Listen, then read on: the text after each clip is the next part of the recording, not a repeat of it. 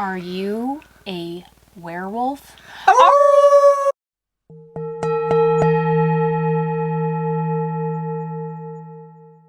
Welcome back to our channel, Atma Occult. Unfortunately, we're not actually talking about werewolves today. However, we will be letting you know how you can take the most advantage of the full moon each month from the perspective of Vedic astrology, as well as how you can protect yourself from any negativity that it may cause. So the full moon, which is known as Purnima in Sanskrit, holds a very significant spiritual, psychological, and physical importance in Vedic astrology. The moon, or Chandra, is considered a very key celestial body that influences the mind, emotions, and water elements within the body, as well as nature itself. Its waxing and waning cycles, culminating into the full moon, are believed to amplify these effects. The full moon's power is tied to its position in a nakshatra, or lunar mansion, and its relationship with other planets at the moment that the full moon takes place. For example, a full moon occurring in Rohini, or Shravana nakshatra, may enhance beauty and wisdom during that time, while one aspected by malefic planets, like for example Rahu, could intensify challenging situations that are happening as a result of that full moon. So the Vedic texts describe the moon as a source of Soma, which is the divine nectar, and it symbolizes nourishment and immortality, but its potency needs to be managed. When you align with the full moon's rhythm through spiritual discipline, self-awareness, and practical remedies, individuals can actually maximize the benefits and minimize any potential drawbacks. So there are some positive effects that the full moon can always have, and we're going to go over what those can be first. During a full moon, there's going to be a heightened mental clarity and intuition. And that's because when the moon is full, it's associated with the peak of its lunar energy, which enhances any sort of mental faculty, creativity, and your intuition. So the mind, which of course is governed by the moon, becomes more receptive and illuminated. Think of it being very bright and luminous, just like the moon itself. Another positive effect that the full moon can have is spiritual growth. Vedic texts, such as the Puranas, regard Purnima, or the full moon, as an auspicious time for various spiritual practices. The amplified energy of the moon at that time supports meditation, prayer, or rituals which can foster a deeper connection to the divine. So the full moon is linked to completion and abundance because it's completed its cycle and it's full. So that means you as a person can also feel fulfillment and abundance in your emotions. So this is a time where you can reach a state of balance and emotional satisfaction, again reflecting the moon's fullness. So one more positive effect that a full moon can have is because the full moon influences water, because the moon influences water in general, the physical body is also made up of, I think, somewhere around 60% water. And so this pull of the moon, even though it's very obvious that we can see it in the tides of the ocean, for example, with that form of water, people might not realize sometimes that that's also taking place inside the physical body of a human, is the water in the physical body is being kind of pulled by the moon or influenced. So a full moon can energize the body in this way, and that can improve vitality and also aid in healing processes. So because there are so many amazing things that come with a full moon, we want to help you take advantage of any full moon for yourself. So how can you take advantage of a full moon? Well, the first thing is meditation. And if you meditate, though, sitting underneath the moonlight, and focus on your breath and visualizing the moon's cooling energy and allow it to calm your mind. This will align with the Vedic view that the moon carries Soma, which will soothe your mental agitations. So one of the best ways you can meditate, or one of the best tools you can use to help get into a state of meditation with the moon, is using the mantras of the moon. Two very simple and easy mantras of the moon, which we'll link to below the video, are Om Candrāya namaḥ and Om Somāya namaḥ. And you don't have to look for them. Again, they're going to be linked to this We all have video. recordings available to them, and you can either listen to them or listen to them to hear what the mantra sounds like and chant the mantra yourself. If you choose to chant the mantra yourself, most people who do mantra meditation will chant the mantra at least 108 times, and you can count the amount of mantras that you've chanted on a string of meditation beads, which usually comes with 108 beads.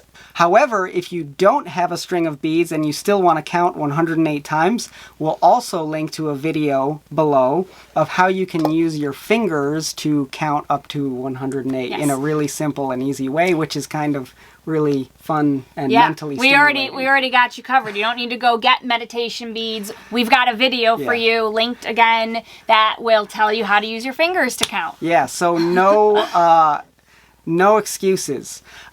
These mantras, these moon mantras, can invoke the power of Soma, or the power of the moon, to bring Soma into your brain and your mind to kind of reduce any tension that's there with the cooling energy of Soma and increase your state of inner bliss, which can kind of protect. It can gradually, especially if you do this, like Lindsay said, consistently, it can gradually build up your relationship with the moon and your ability to contain that Soma energy, which can kind of make like a shield against the various kind of pokey anxieties and tensions that come in. Yeah, and it's a great time to use to deepen your spiritual growth as well. The full moon is a time when the veil actually thins between the material and spiritual realms. So this will amplify the efficacy of any rituals or prayers being performed. And one of the most popular ways that the classical texts advise to take advantage of this thinning of the veil and opportunity to enhance your spiritual growth is fasting during the full moon day. It's actually one of the easiest classical forms of fasting because it only goes from sunrise to moonrise, which in this case, because the moon is 7 signs away from the sun, moonrise is going to be at sunset. So it's only going to be however long the day is for the fast. So it's a fairly easy fast to observe, and it is said to reduce any negative karmas that you might be experiencing and also increase your merit or positive karmas, allowing you to more easily achieve your goals and get the outcomes that you want to experience in life. So another way you can take advantage of a full moon is to boost your physical vitality and health. Ayurveda links the moon to the water element and the kapha dosha, which is nourishment. And the moon's energy is cooling and revitalizing. It counters any excess pitta, which is fire, that builds up in your body. Eat foods which are kapha increasing foods. So that's going to be foods like milk, rice, ghee, or coconut water during the full moon will, since it's the energy of the full moon is at its peak and you're taking in really lunar foods that increase kapha, it can increase that kapha in your body a lot more. The only time you would not want to do this is if you already have a kapha imbalance, which could be signified by maybe excess weight on the body or constant phlegm buildup in your sinuses or throat, then, kapha, if you're having kapha problems like that all the time, you probably would not want to consume a bunch of kapha foods on the full moon. But that is a way that you can bring that cooling energy into your body physically during the full moon. It can also, if you're a person, pitta can cause like inflammations of anger as well. So if you're kind of like a fiery, hot person that gets angry, then on the full moon, if you were to consume all these white, cooling, kapha increasing foods, it's like you're pouring nectar on top of that fire and making yourself less likely to explode. It'll chill you out a little bit. Yeah. Chill, literally Chill. cool. Another great way to take advantage of the full moon is you can manifest abundance and prosperity. So the full moon symbolizes, as fullness, of course, full moon, and completion, which makes it a very powerful time to attract both material and spiritual abundance, which is known as Lakshmi. Actually, one very interesting fact about that is that many believe that the English word luck is originally derived from the Sanskrit word Lakshmi. It might not be able to be etymologically proven by modern etymologists, but a lot of people at least see that parallel. So Lakshmi, being lady luck, is very easy to attract during the full moon. So how can you do this? Well, a couple things. Offerings. So and this is pretty simple, if you place a bowl of water, coins, rice underneath the moonlight as an offering, then you can kind of symbolically use those to invite prosperity. So you're offering those things to the moon on the full moon, and that's kind of in asking for some prosperity, kind of in exchange, I guess. Visualization. So meditating on that abundance while you're gazing at the moon. So this ties back into spending some time in the moonlight, or if you are actually meditating, while you're doing it, focus on the abundance that you are trying to manifest. So envision your goals coming into fruition. Another way that you can take advantage of the full moon is by donating food, clothes, or money during the full moon day. Giving during auspicious times can multiply positive karma and material profits, as well as align oneself with a dharmic lifestyle. And this is a great time to work on strengthening your relationships. So the moon at its full phase enhances your ability to connect with others.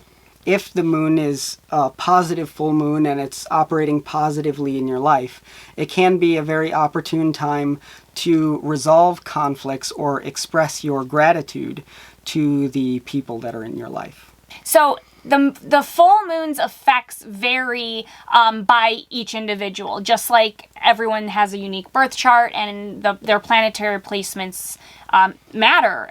So depending on your individual birth chart, your natal moon sign, the nakshatra, and any of the planetary placements, if you tailor any of these practices to kind of match your unique birth chart, it will maximize the benefits and support your own unique path. And how you can do this is you can look at your birth chart to figure out kind of how you're going to feel the effects of the full moon. You can see in your chart, for example, if in your chart the moon is exalted in Taurus, then doing rituals that would amplify prosperity and really amplify the already positive effects that the moon has in your birth chart are going to be really conducive in your life. But if your moon is, for example, debilitated in Scorpio and there aren't any other positive conjunctions or aspects or astrological factors that are adding strength to that moon, then the full moon every month might be a difficult time for you, naturally. So you would benefit by focusing on the more calming rituals or remedies which are designed to mitigate any of the potential negative effects. And if you don't know really what the condition of the moon is in your chart, consulting a Vedic astrologer can help you figure that out. Yes. If you check us out on our website, we'll happily help you out if you want to know more about your individual moon chart or anything else. Yes. The other thing that you can pay attention to understand how the full moon is going to affect you is to look at what nakshatra the full moon is going to take place in on this particular full moon. So, for example, if the full moon is taking place in Shravana nakshatra on a given month, then that full moon is going to favor activities like learning, whereas a full moon that takes place in Purva Falguni nakshatra is going to boost romance and creativity. So the nature of the nakshatra that the moon becomes full in is going to really, really manifest during that time.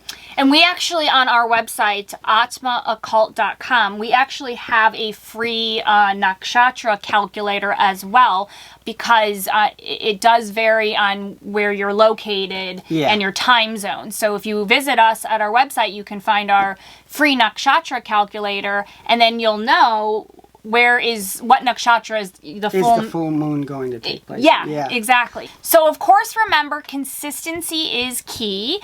Just like anything, keep regular engagements with the full moon, and then it will build cumulative benefits over time. So, if you do this one time, one full moon, and expect the world to change, Probably not going to. However, if you kind of build this into your monthly routine, it's only once a month, and every month you are just strengthening your relationship with the moon in any of these ways, that consistency will build up over time. Yeah. It would be kind of like if someone went to the gym once.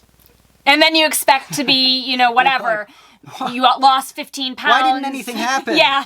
Or you all of a sudden are super strong. Yeah. You got to build it up. So setting this routine, go ahead, take out your calendar, and mark the full moon dates on your calendar, and just dedicate time. And if you plan ahead, of course, it's easier to do this, and that way you don't get flustered. Oh no, it's the full moon and I really wanted to do this. So put it on your calendar. Just maybe decide in advance what you'd like to try, and set some time aside to actually try one of these sadhanas. So we have the upcoming full moon dates for the rest of 2025, and of course you can look these up yourself, but we're going to go ahead and tell you them anyway. So get out your pen and paper or your phone and write these down. May 12th, June 10th, July 10th, August 8th, September 7th, October 6th, November 5th, and December 4th. So now we can talk about some of the potential negative effects that can take place as a result of the full moon. Keyword potential. Yeah, no reason to be afraid, but there are just some things to be conscious of. In Vedic texts, the full moon is a powerful event that amplifies the lunar energy during that time.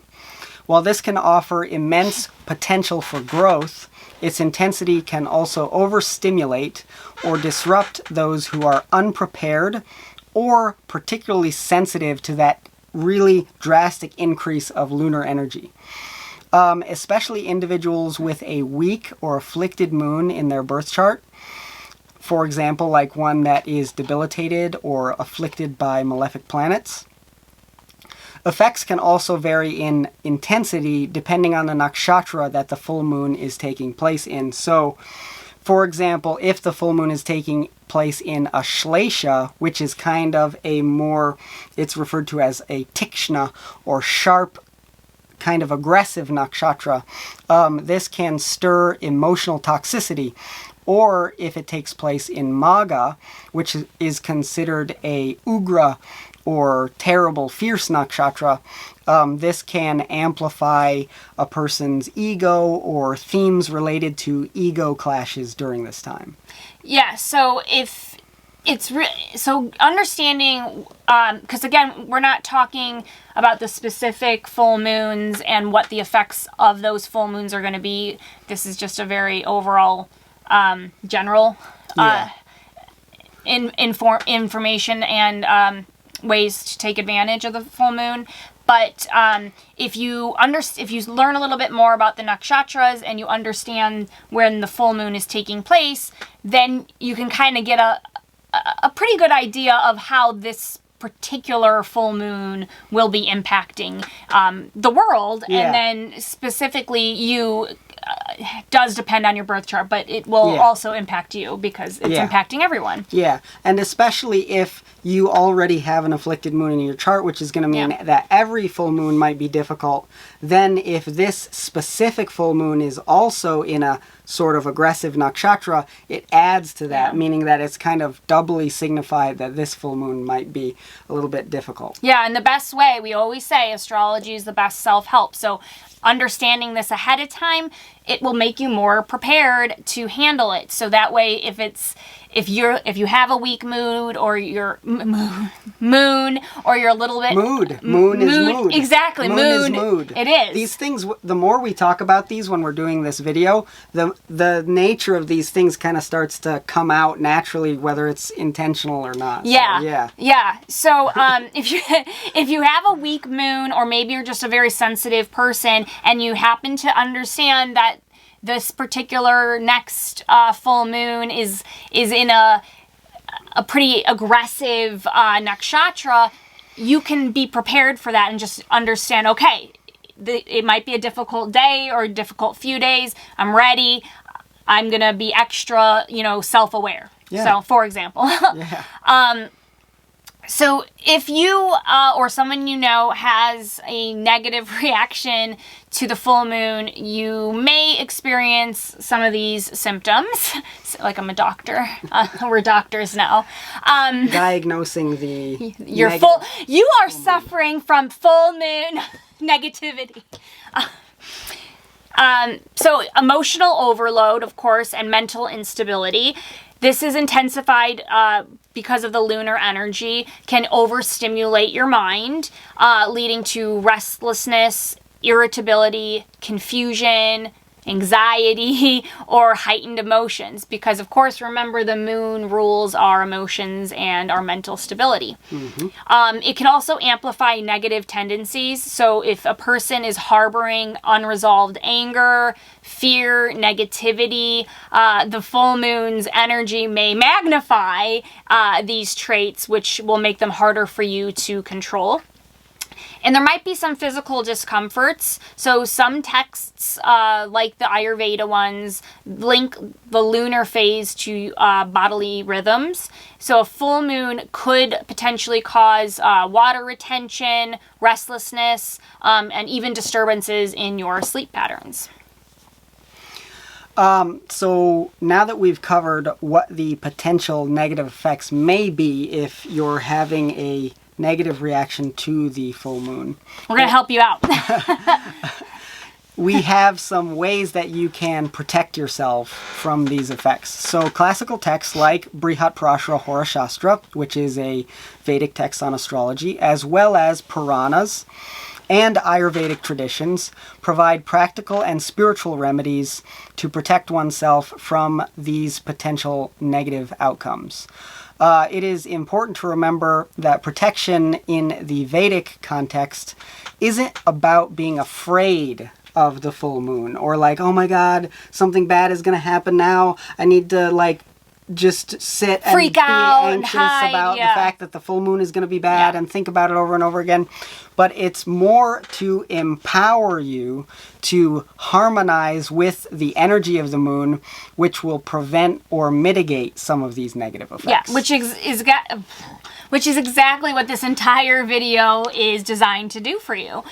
And most of the Vedic rituals for mitigating negative effects of planets, whether it's the full moon or anything else, are referred to in Sanskrit as graha shanti, which means pacifying, making peace with the planet.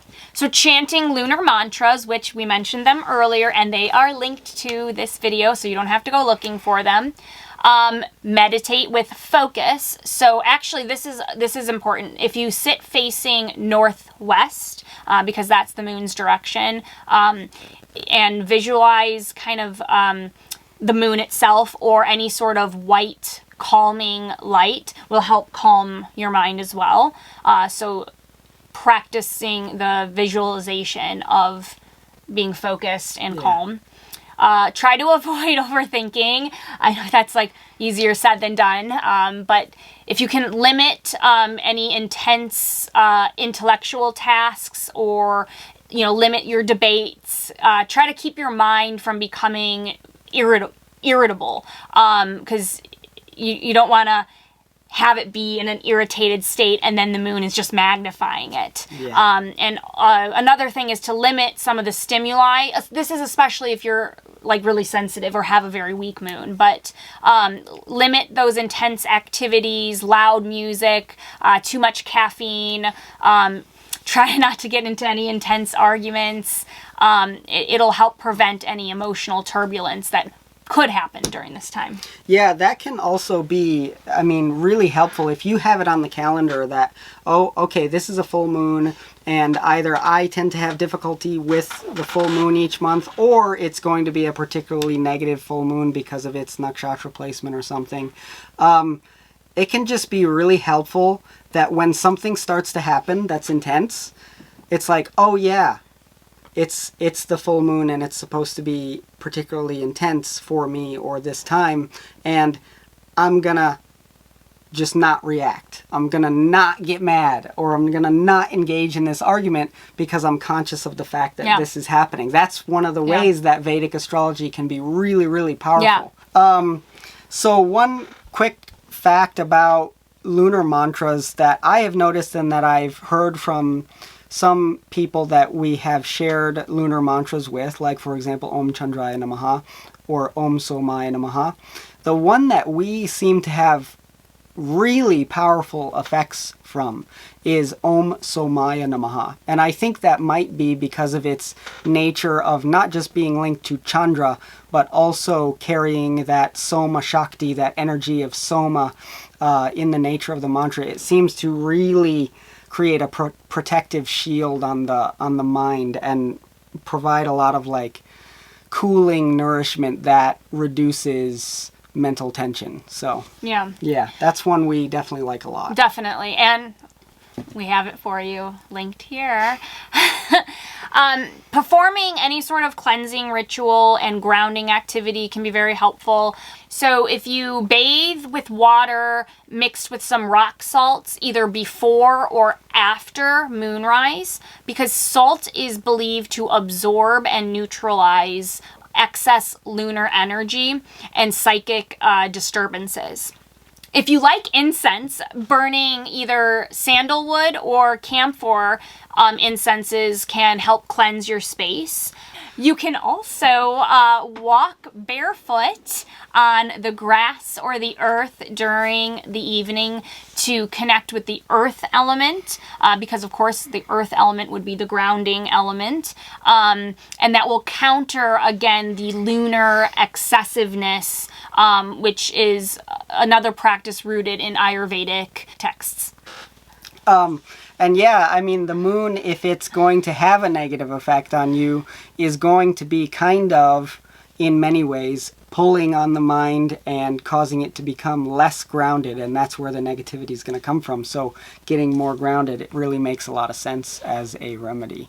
So again, it can be very helpful and advantageous if you, before the full moon, in deciding whether or not you think this may be a negative or positive full moon for you, just checking the transits, checking to see if the moon this month is conjoining a malefic planet or influenced negatively by malefic planets, or is taking place in a really kind of aggressive nakshatra. Like, for example, if the moon is in Kritika nakshatra, Kritika has a lot of fiery energy, so some more cooling kind of remedies can be taken advantage of. Whereas if the full moon was taking place in Hasta nakshatra, which is very gentle and also connected to the nature of the moon, that might require less intervention or remedial measures. Also, if you're going to do a meditation practice, like for example chanting moon mantras, one of the best times that you can start that meditation practice is after moonrise, so that energy of the moon is really powerful during that time. It's at its peak effect. So now here's where we get to some of those misconceptions about full moons, even though they're very fun, hence the werewolf intro.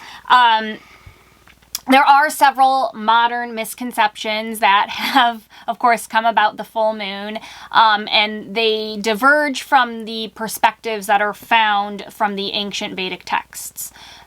Vedic astrology provides a very nuanced, cosmic, spiritual understanding of the full moon's influence, to see the dynamic interplay of energies to be navigated with awareness. However, contemporary interpretations can oversimplify, sensationalize, or even dismiss entirely these traditional views. To align more closely with Vedic wisdom, one might approach the full moon experimentally. So you can observe its effects on your own mind and body, consult your birth chart as well to see what the condition of the moon is in your birth chart, and use practices like meditation or mantras to engage with the energy of the moon in a constructive way, rather than being afraid of any potential negative effects. And by experimenting in that way, which is always the method which is recommended by classical Vedic texts, you experiment on yourself, and then you see what results, positive or negative, you get. And the more you do that, the more you learn, rather than just listening to what someone says. It can be a much more effective way to learn astrology and learn what your relationship with a particular planet is. Yeah, and that's why for us, we're giving a lot of different options that you can experiment with. We're not saying which is better or, worse to try. I would try all of them and just see what, kind of impacts you in the best way. So another misconception, of course, is that the full moon universally causes madness or lunacy. Where did the word lunacy come from? Well, from the Latin word luna, of course, meaning moon. So pop culture will often link the full moon to erratic behavior, aggression, mental instability, and that's where the word lunatic comes from, right? And all the people are out. Crazy person. Yeah, and it's how they always say, well, it must be a full moon out. Yeah. All the crazies are out. Of course. That can be definitely true. The moon does control your mind and emotions, but it doesn't mean universally on a full moon everything bad or crazy people are all over the place. Yeah, it doesn't mean that's necessarily going to happen for every single person. Yes. Only maybe a person who has a really super afflicted moon. So the Vedic perspective on this is that Vedic texts do acknowledge the moon's influence on mental and emotional stability. However, the effects of every full moon won't be every single time inherently chaotic, especially they won't be that for every single person. The full moon can be a time of both opportunities and challenges. The moon's effects will depend on its placement in a person's birth chart, as we've said.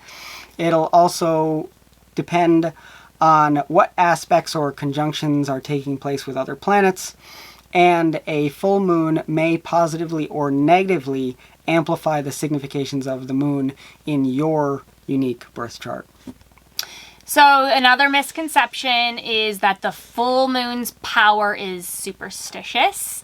Of course, We've all heard the full moon is often portrayed as a mystical trigger for supernatural, spooky events. Curses, these are rooted in the Western folklore rather than actual systematic astrology. While they're, of course, very fun to have these folklores, it is a folklore.